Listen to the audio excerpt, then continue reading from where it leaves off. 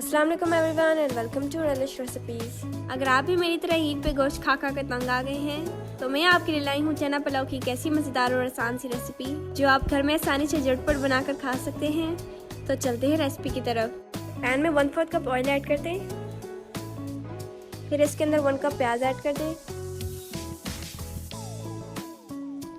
और प्याज को ब्राउन होने के लिए रख दें। अगर आप मेरी वीडियोस पे नए हैं तो प्लीज़ मेरे चैनल को ज़रूर सब्सक्राइब कीजिएगा और बेल आइकन को भी ज़रूर प्रेस कीजिएगा ताकि अगर हर नई वीडियो आने पर आपको नोटिफिकेशन मिल जाए। प्याज के ब्राउन हो जाने के बाद इसके अंदर 1 कप टमाटर ऐड कर दें।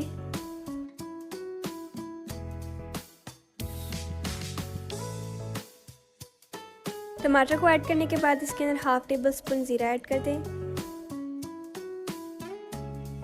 1/2 टेबल स्पून लाल मिर्च, फिर इसमें 1/3 टीस्पून हल्दी ऐड कर दें।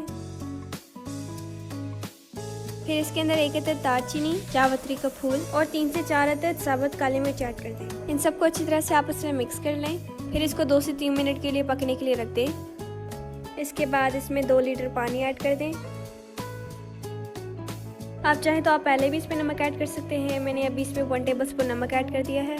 पानी के बॉईल होने तक इसको कवर करके रख दें।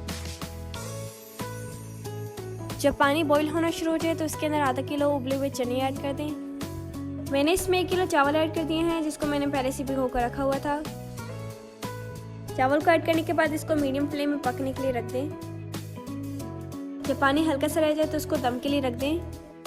मैंने इसको 10 मिनट का दम दिया था। 10 मिनट के दम देने के बाद मैंने इसका ढक्कन रिमूव कर दिया। तो देखा दोस्तों, ये चना पुलाव बनाना कितना आसान है। अब आप भी ये मज़ेदार चना पुलाव बनाकर अपने प्यारों का दिल जीत लें। अपना रखें ढेर सारा ख्याल। तो मिलते हैं कल नई रेसिपी के साथ। अल्लाह हाफ़िज़।